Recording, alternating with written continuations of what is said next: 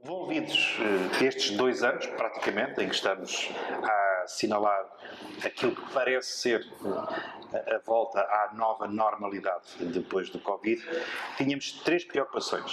Primeira grande preocupação, retomar o crescimento, restaurar a confiança dos consumidores. No caso do centro de Portugal, que depende maioritariamente do mercado nacional, do mercado interno, seguido do mercado espanhol, para nós e para muitos considerado o mercado interno alargado, tornou possível mitigar muitas dessas dificuldades, uma vez que a pandemia foi, por excelência, um travão àquilo que é a natureza da atividade turística. Os fluxos, a mobilidade, a possibilidade de nos deslocarmos de um lugar para o outro. E por isso, primeira grande prioridade, restaurar esta confiança dos consumidores, a começar pelos consumidores nacionais. E o que é que nós assistimos? Assistimos que estes consumidores, que agora, nas novas tendências de uma era pós-Covid, querem espaço livre, querem natureza, querem ar livre, querem turismo ativo, querem turismo desportivo, querem, no fundo, tudo aquilo que é uma das principais características do destino que é o centro de Portugal. Segunda prioridade das empresas, recuperar as empresas.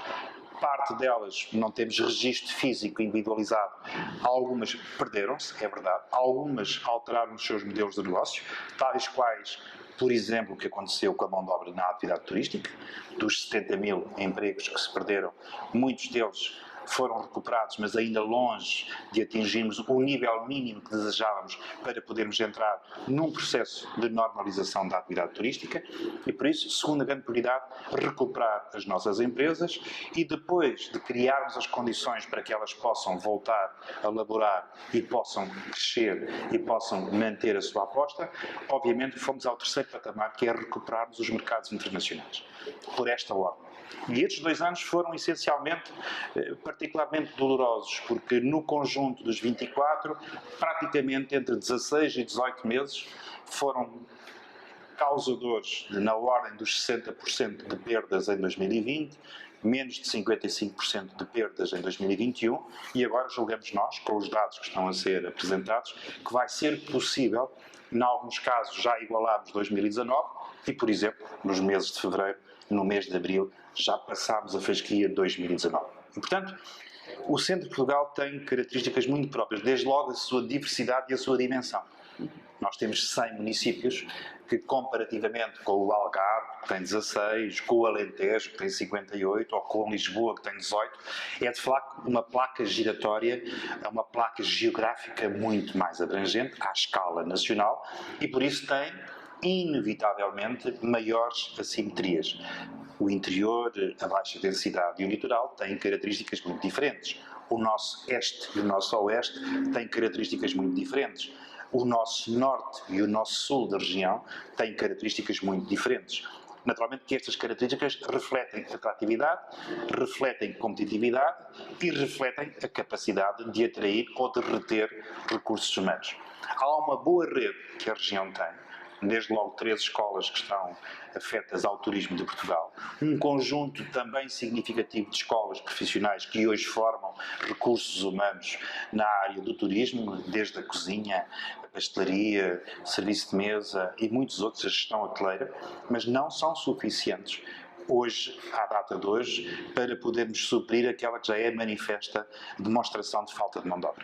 E, portanto, a região tem, em primeiro lugar, que se valer dos seus recursos próprios, não são suficientes, e o que está a acontecer hoje acontece um bocadinho no país inteiro.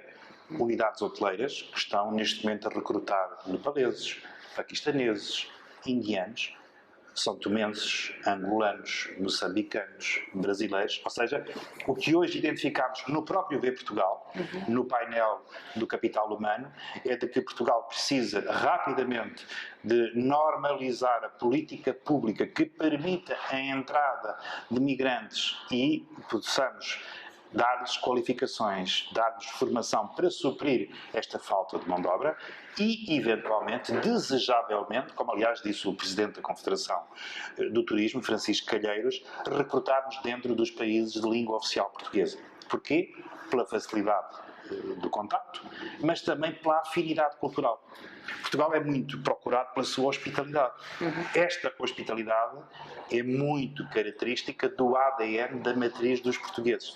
Isso é um trabalho muito próprio, muito específico que as entidades regionais de turismo, e um daqueles principais que também justificam a sua missão do ponto de vista daquilo que é o planeamento em relação aos destinos. A estruturação do produto turístico é, por excelência, uma missão. E essa missão faz com que hoje aconteça a estruturação de novos recursos que derivam em novos produtos turísticos. Alguns já conhecidos, o caso do turismo religioso, o caso da arte urbana, o caso do turismo literário, e por isso estão a ser estruturados novos produtos, mas também estão a ser encontradas novas respostas para novos segmentos de procura. Nós lançámos em maio o Work From, que é uma plataforma do Centro de Portugal, para responder a esta onda crescente dos nómadas digitais. Nós estruturámos e apresentámos no início deste mês a rede do turismo industrial do Centro de Portugal. No fundo, ativos que já existiam, mas que não estavam estruturados, leia-se, não estavam preparados para permitirem a operação e a fruição turística. E agora já o estão, com informação, com dados que permitam perceber a que horas e como é que podem ser consumidos, quanto é que se paga, etc. E, portanto, este trabalho de estruturação abriu, de facto, por um lado, porque o mercado assim exige. Quando sentimos que o mercado hoje nos pede mais turismo ativo, turismo de natureza, turismo desportivo, walking, cycling, pedestrianismo, obrigatoriamente, quem não o fez tem aqui um espaço, uma janela de tempo curta para responder a esta missiva que a procura está a ter. Aqui a nossa preocupação é sempre esta, é manter o ADN, o respeito pelas singularidades que os territórios têm, e as características territoriais e as suas diferenças são um ativo, a disponibilidade e a facilidade com que eles chegam ao consumidor e depois a capacidade de prestarmos o serviço in loco àqueles que queremos atrair, sejam eles nacionais, sejam eles estrangeiros. E este é um triângulo virtuoso permanente que hoje aponta, como dissemos, ao no industrial, mas também em novos produtos, como é o caso do ecoturismo.